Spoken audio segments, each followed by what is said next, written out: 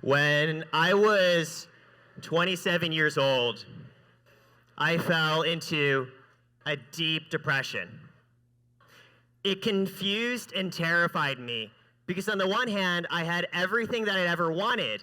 I was working as a product manager at Instagram, building products for creators and influencers. I previously worked in consulting at McKinsey, banking at Blackstone. I went to Harvard. I was like an Asian parent's wet dream.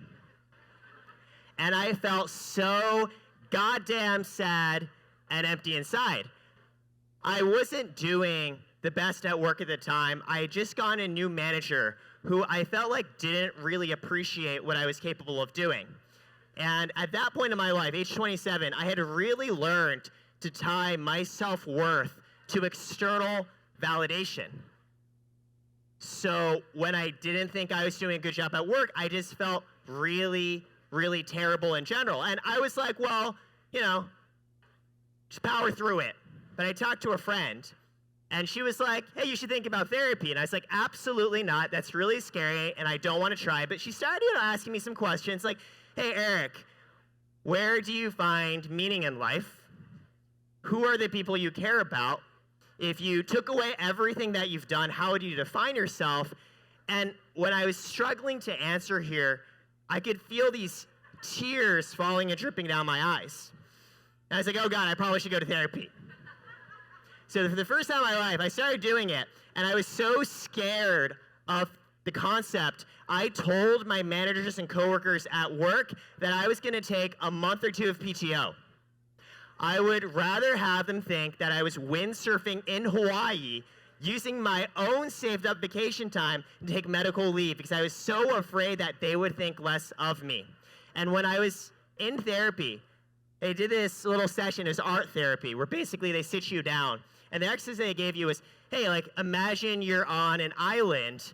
Why don't you draw the 4 people or things that you're passionate about in your life that you'd want to bring with you to that island? And God, they give you construction paper and crayons. It's like you're in kindergarten. You're just sitting there with a bunch of other people, and you're all looking at each other, and you're like, all right, I guess I should do this.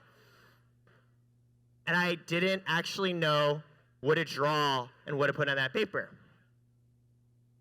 I realized that at age 27, I didn't have a strong sense of self. The story that I was told about me, Eric, to the world was one of the things that I had accomplished, and I didn't really know who I was outside of that, and that's why I felt so empty. From the course of that, I had 3 realizations that really helped me that I want to share and talk through a little bit with you. The first realization was, number 1, nobody actually knows what they're doing. The second is, you don't suck. And the third is, you get to make a choice. Let's start with that first point. Nobody knows what they're doing. I had grown up, groomed since a young age with the expectation that other people knew what they were doing and they knew the best and right way to live life and that I should do it as well. I imagine, like many of you, my parents came from China. They worked really hard. My dad literally learned how to speak and write English out of school books tossed onto the street. And so when he told me his expectations were to get into Harvard and to find a stable, prestigious job as a doctor or a lawyer or a banker, this was the environment that I grew up in since day one. And without even consciously realizing it, I internalized this expectation that, cool, if I do a good job and I get good grades, that's how I get loved. And if I don't, well, that's just like a really shitty, bad place. And so throughout all of high school, I didn't have friends. I didn't really have a life. My entire goal was getting into Harvard. And to be clear, I was completely miserable, but I told myself, this is what will make it worth it. Everyone else going to parties, having a good time. Wow, they're all just going to fail in life, right? Just like our parents tell us, they're going to end up homeless, garbage picker people, I don't know, whatever, right? But no, me. I'm working so hard. It's going to pay off, and I'm going to get in. I remember, my parents, right? All we ever talked about was school, academics, and investment banking. when I was age 13, my dad never had to talk with me about the birds and the bees, right? So of course I was terrified of girls in high school, but I knew how to run a discount cash flow model. That was the nature of my parental guidance. And so, happy story, I did get into Harvard, but I didn't really feel happy. I just felt a sense of relief in the sense that, cool, well, at least I'm not just a massive failure. But immediately upon my first year being there, I also saw, well, what was it all for? Because in the process of giving up everything to achieve what other people thought was right, I saw in this environment so many people who I saw from the outside perspective happier and more successful than I was, who was at the same place I was without having had to give up so much. And I was just like, well, goddamn, I did something really, really wrong. I really started to see so many people living their lives in so many different ways that one day I had this shocking realization, hey, maybe my life's goal isn't to make as much money as possible, which up until that point it actually had been. This was a crazy thought. And in the course of really trying to figure out what are the things I wanted to do, I actually ended up not doing what other people told me. I remember my sophomore year, I got my first C-, which in our environment and ecosystem, I think that is something that should be celebrated. I was proud of that and also really, really sad. And I remember going down to my dad, and he was basically like, what the fuck? And you should do better, and you're making your mom sad. And to be clear, I felt really, really sad too. But for me, that was the first point where, hey, I was doing something different from what others had told me, and life kept on going. So I continued to start to do things that were not what others told me. I actually did get that investment banking job. In my junior year, I interned at Blackstone. I got an offer to return, and I reneged. I called them up, and I said, I know I told you I was going to come do this, but actually I'm not. And to everything I had learned up to that point, it was no. You have to be really careful about the people around you. It's a dog-eat-dog world. You need to achieve. This is wrecking your career. And I was like, God, I'm so fed up with all of this that I need to try something different. Because I had just the early inklings that this wasn't the life I wanted to lead. Since a young age, I had always wanted to do something just a little bit more creative. I wanted to express myself. I wanted to speak and act and read and write. And all throughout the course of following what others told me was the right thing to do, I never thought that I got to do that. I ended up channeling those creative impulses into debate, which I guess is the most parentally acceptable version of trying to share a little bit about what you're doing. And instead, I would just read a lot, and I'd construct all these little stories that sometimes I'd write down about me just basically living a better life. In high school, when everyone went out to recess and went out and played, I actually stayed inside and sat by myself and wrote these little fictional narratives about me and a better life. For all you weeps out there, this is now a genre known as isekai. It's actually very, very popular. I want to say I was doing isekai before isekai was a thing. And that, in a way, ultimately led to my second realization. At a certain point, I was like, you know what? I don't want to do what everyone else is doing. Nobody actually knows. And in fact, all the smart people that I look up to, I go talk to them, and I realize the advice they give me is all the advice that they themselves followed or wish they had followed. So if I don't necessarily want to live their lives, I probably shouldn't be listening to what they want to do. Great. So nobody knows what they want to do. Nobody really knows what they're doing. But the second realization was, cool, maybe I don't suck, and I should think about what I want to do. Again, a crazy concept. There's a Yale law professor named Amy Chua. And a decade ago, she wrote a piece about minorities and why we work so hard. And one of the things she said, she described a triple triad of traits that have led to the model minority myth, right? She said, if you're in a demographic where you have three things that are true, number one, you're self-disciplined and you work really, really hard. Number two, you think you're better than everyone. You look around, you're like, see those people over there, they don't understand how to do it, but I do. And number three, you also think you're worse than everyone. That's what gets you to work real hard. And I read that. I was like, yeah, that's how I feel. Because yeah, I work really hard, I have a lot of discipline, and sometimes I do think I'm better than other people. Yeah, I study, I'm smart, I spend a lot of time thinking about stuff. But sometimes I also feel just like a piece of shit and way worse than other people. And actually, those last 2 points, feeling better than others and feeling worse than others, it's actually symptoms of the same root cause of low self-esteem. And what really helped me break out of that was being like, well, these two things can't both be true. I can't simultaneously be better than people and worse than people. Maybe I'm just people. Maybe I'm not better than anyone, but I'm also not worse than anyone. Because potentially, people's self-worth, it's not determined by their external accomplishments and achievements. They might be amazing entrepreneurs or actors or business people, but that doesn't mean they're necessarily a better human being than I am. And that's empowering.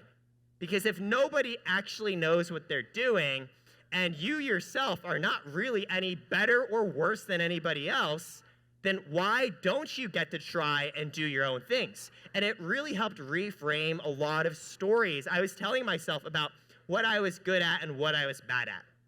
In fact, I'm realizing now more and more, you just have characteristics and capabilities, all of you, each and every one, your own special little things. And in some circumstances, they shine. They come off as strengths. They help you. And in others, they really fuck you up. But it's the same capability. It's just the circumstance is a little bit different. I studied psychology in school, and I always really enjoyed taking personality tests. And you've probably heard, there's like, what Harry Potter house are you? Like, what color are you? Like Myers-Briggs, I'm TAFP. So the most rigorous version of those is actually called the Big Five test. And it measures your personality across 5 different dimensions. Those dimensions are number 1, it's an acronym, it spells out ocean. Number 1, O is for openness. Number 2, C is for conscientiousness, right? How detail-oriented you are and everything. Number 3 is extroversion, E for extroversion. Number 4 is A for agreeableness. And number 5 is N for neuroticism. Every time I took these tests, I always scored really highly on N for neurotic. And I was like, well, this sucks, because according to all the scientific literature, every one of these other traits, there are good and bad things that happen depending how you score. But it seems like N for neuroticism, generally the better you are, just the worse it is. And then I was like, well, that's a story I'm telling about myself. Because turns out being emotionally reactive means you also have the ability to empathize deeply with other people. And when I look back now at all the work that I've done and the friendships and relationships, and even what I now do as a founder, that ability to deeply relate with others and feel what they're feeling and share that back, in some circumstances, that can be really powerful. And sure, in other circumstances, it's really bad and really terrible. But that was a big realization for me, right? It was all about, okay, hey, I'm not better or worse. And these things that in some cases and ways I think I'm bad at, actually maybe it's just a matter of circumstance. So that's where it leads to my third point, right? If you realize that, hey, nobody knows what they're doing and you don't suck, then finally it's you get to make a choice on what you want to do. On the one hand, that is so empowering to finally have agency and to be able to choose. But on the other, it's actually a bit scarier. Because before, if something went wrong, there would always be a part of myself that would blame others, right? Well, I didn't really want to do this. I was pressured. I was forced into doing this, right? Or it's the thing I had to do. I'm not good enough. I had to go do this to make up for it. And it's like, no. No one knows what they're doing. You don't suck. So now the choices you make are fully your own responsibility. And you get to choose the type of life that you want to live. And so for me, that was thinking through, I want to be the type of person who finds meaning in myself, in the principles and processes that I follow, not in the things that I accomplish. There's a philosopher named Nietzsche. You might know him for The Prince, right? Love and Fear. He actually wrote a very interesting analogy about life. He said that humans go through 3 phases when they are born and when they die. Phase number 1, we're camels. We are beasts of burden with all the expectations of others placed upon us. The second, he said, we're lions and tigers. We're aware of those binds and constraints, and so we try to fight against them. But ironically, by making them such a thing to combat and rebel against, we still place them in an area of, oh gosh, this is important, what other people are telling me to do and trying to get me to do stuff. The third, and what I want to try and live my life, is you're a baby. when you're a baby, you don't think about what you should be doing or what you shouldn't be doing. You kind of just do, right? Like imagine like when you were a kid, when you were a child, it wasn't necessarily you were doing things for other reasons. You just did them because you wanted to. And so I heard that and I'm like, I want to be a baby. I need to start thinking about what are the sorts of principles and virtues. Hey, I want to work out. I want to make new friends. I want to conduct myself in business in a certain particular way. Because doing that, even if the outcomes don't come and everything is shit, I can still feel good about myself and what I'm doing. I've realized that freedom for me actually is really important. But real freedom isn't just other people leaving you alone and not helping you. Real freedom is also you feeling empowered to do what you want to do, your own internal self-doubt, the own voices in your own head that stop you from what you want.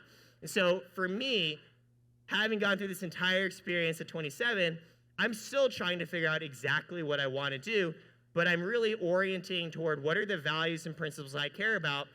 What are the ways that I can feel free, even internally, choosing the problems and challenges that I want to take on? And yeah, I'm just a person trying my very best. Everybody, thank you so much for making time. I think we're going to open up for Q&A, but I appreciate deeply all of you coming here today. Thank you. Hi, Eric. Hello. Thank you so much for sharing your story. My question is, given your parents' upbringing or your parents wanting you to follow a very traditional path, when you started, reneging from Blackstone and deciding to go down the founder route, how did your relationship with your parents develop? I know that my parents love me, and I love them too. And I've realized the best way for me to honor their wishes and desires of love for me is, ironically, to follow the spirit of what they want and not the letter. Because trying to follow what they were telling me led to a lot of cognitive dissonance and frustration and anger, because they don't actually necessarily know how the world is today. And so my parents came from a place of scarcity. And all the principles and methods that help you in a place of scarcity where it is dog eat dog and you have to beat everyone else out, it actually doesn't serve you well when you're in a place of abundance, which is exactly thanks to their sacrifice and privilege I'm now in. So my relationship with my parents now is I actually generally don't listen to what they tell me to do ever, which was a lot of years of work that I'm still processing to learn how to deal with. Because guess what? Deep down, you love your parents. You want them to support what they're doing. And it was a big moment of acceptance for me to understand I am probably never going to have that level of unconditional support and acceptance. And maybe that's okay. Thank you. Yeah. It's like the classic Asian parent. My mom is the exact same way. Yeah. Hey, Eric. What's up? Good to see you. Hey.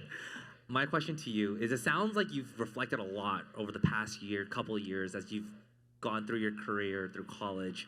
What are some open pending questions that you're thinking about your life, about who you are, that you're still trying to figure out? So a friend of mine messaged me the other day that she was having a quarter-life existential crisis. And I replied back to her, every day is an existential crisis for me. And I think I'll answer that both at a high level and on a tactical level. On a high level, it's deeply internalized within me to care what other people think about me and to find meaning from the things that I do. And the secret ironic trick about when you start to care less about others is you also start to be more successful from an external perspective too. So I did all of this work. And yes, it did lead to the founding of my company, Carrot, which I've been doing now for 4 years and has some level of external success and validation, which ironically starts to creep back up on you again. And then you're like, oh no, I'm starting to care again. So for me, it's never really a settled question. It's always an ongoing, hey, what can I do to try and remind myself, surround myself with people who think a little bit differently? And then, yeah, tactically, I'll answer, Carrot's been around for 4 years. Now we're a team of 40, 50 people. We've raised a lot of money. There's so much responsibility now, where initially a big motivator for my co-founder and myself was a company focused on giving ourselves agency and freedom. Now we have investors, we have employees, we have clients. There's obligations, responsibilities now placed back on me. And so now I'm thinking through, how do you balance those two? When the thing you did to feel free has grown to have a mind of its own and now has needs back placed on you, what do you do about that? I'm still trying to figure that out. Thank you. Yeah. So it sounds like you've really designed your life where you double down on your strengths in your areas where you really shine. What experiences, tools, or any methodologies you've done to be able to really identify that so that you can double down on it? First, that's exactly right. I've mostly given up trying to improve or change the things I'm bad at because it's really hard. I mean, I'm still working at them, right? But more so, I am trying to be better identifying this is my zone of genius, as they call it. The things that I naturally can do better than anybody else without even trying, and I should double down into it. And again, this is a big adjustment. It used to be, look at the things you're not good at and look how good other people are. You need to be as good as them. And like the things I was good at, I almost feel like sheepish and embarrassed. It's precisely because I'm good at them, they must not be worthwhile, right? Like otherwise, why would it feel so easy? And now I'm like, no, like I should go do those things more. So the first part of your question, yes, I really try and lean into my strengths. The second part of your question, how do you identify them? I think it's a deep internal question on what are the things that you would do even if nobody else in the world saw you doing them or cared. Like the classic question, right? Say you got $10 billion, like what would you do after getting that, right? Like, and those things that you might want to do, maybe they give you hints toward what you should be doing even now. And if your answer, by the way, is absolutely nothing, that doesn't mean you don't have strengths. It just means you're really burned out. Hi. Hello. Your story is very inspiring for me because you brought up therapy and the process it took you to get into that and how it was very embarrassing, I guess, at that point. Are you, my question is, are you still in therapy? Do you still consider that an essential part of your growth journey? Or have you switched to a different type of like mentorship, coaching? Just curious if there's like an endpoint to therapy in your opinion as a founder to help you accelerate your growth for the long term. Yeah, great question. The first thing I'd say is everybody's journey is a little bit different. I found therapy very helpful, and I know a lot of people for whom that was not effective, and that's okay. The important thing is try the things that are okay for you, and if other people think it's dumb, well, they're dumb, and who cares? I know, very healthy and mature. Clearly lots of therapy right here. So to your first question, yes, I actually have seen a therapist weekly over the course of 4 years. And funnily enough, when I started Carrot with my co-founder, I really pushed and encouraged him to do therapy, which he started to do as well. And we also do co-founder therapy together also. Co-founder therapy is basically couples therapy, but the therapists realized they could make a lot more money charging startup co-founders than they could couples, but it's basically the same thing. So I do both of those. And yeah, actually I started to see an executive coach on a monthly basis too, which feels, my first instincts was, I saw this as so like wasteful and like self-masturbatory and like lame and all the negative words. And then I was like, well, if I'm not feeling good about myself, then like the company's gonna not do well and fail, so I probably should. And I actually do get at something a little bit different from each of them. To your question, I don't know if it's ever going to end for me. I mean, things might change, but it's a lifelong journey. Is there any more questions? I thought I saw one over there. I have a question. Hi, I'm Sandy. I'm here with Asians in Advertising. My question for you is, you brought up one of your traits was neurotic. I wanted to, hear more about that. Like, what was the recent time you had where you were neurotic, and how did that help you in that situation? Yeah. Wow, really just cut it in deep right there. It's really interested in your talk. No, it's a great question. So I think an example where it was helpful and maybe an example where it was not helpful, I think a great case actually could be preparing for this keynote today. So as a neurotic person, I was like, oh my gosh, I'm getting a chance to speak to people who I feel like might understand me, who I might understand back. That's so exciting. That's so thrilling. I'm so grateful for a chance to have my voice heard. Oh no, Like, now I don't have an excuse. People are going to be listening to my voice. Don't screw it up. And so for the lovely Asian Hustle Network organizers who were working with me, they probably were like, why has Eric not sent me any slides? Why has Eric not told me the actual topic of what he's speaking? And why is it 30 minutes before 4 p.m. and Eric is not here? I think those are lovely and great examples how sometimes I get in my head a little bit and it's not so great. But the flip side of that is I know myself well. And I know that if I trust in myself in the process, it will be good. And so it's knowing myself and being like, when it comes to presentations, I'm always going to be that person that's a little bit difficult to work with. But if I find the right people who understand that and trust me in it, I will in turn deliver great output. Because I do deeply care. I genuinely enjoy talking and connecting with all of you. And I think when you feel the same, you are able to share. Clearly Thomas the Tank Engine agrees over there, right? Oh, support from the train industry. When you do care and you are able to empathize and share, I think people do receive that. And so I think maybe I'm able to be a little bit more real doing it the way I am than if I had tried to force myself into a more standard, typical corporate presentation. So, frankly, a lot of gratitude to my co-founder, where fundraising, we've raised over $30 million. Think about those sorts of pitches and presentations. He's found ways where we work together to make use of our respective strengths versus showing off where it doesn't work out. Nice. Hi, Eric, Sky. I have a question.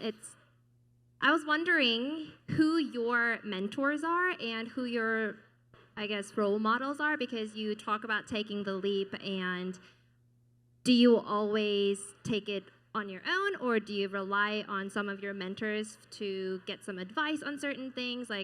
Who are those in your life? Yeah, I really admire and want to spend time with people who push me to be a better version of myself, and they tend to be the ones who do things where they are focused on what they're doing versus what other people think about it. Again, this is for me because I came from such a separate perspective on, oh no, when I went to McKinsey and I left Blackstone, my dad was like, don't come home. I've never heard of McKinsey. That gives you a sense of the extreme axis I was on. And so my mentors are people who carved their own path, right? And are emotionally open about what it took to do that.